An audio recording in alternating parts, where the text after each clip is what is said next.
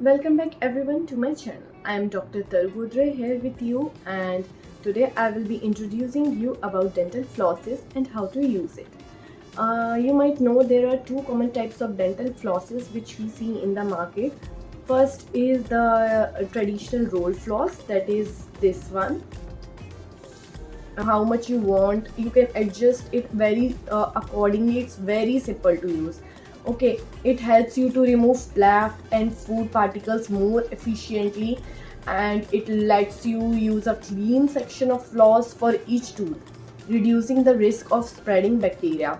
Also, it gives you a better control and flexibility, especially around curved tooth surfaces and below the gum line. So with proper technique, roll floss offers a really deeper and more hygienic clean compared to most other options. So now let's learn how to use dental floss. We will start with a piece about 18 inches long and wrap most of it around a index or middle finger. We can make around 3 wraps. And now this is most important tip. You will use the floss suppose in within one area, and then you will fold it again and then use the next area like this, so that the older area you don't use on every teeth, as I am showing here. Another next important tip which I already told you is that you have to use the floss with roll and not with the handle.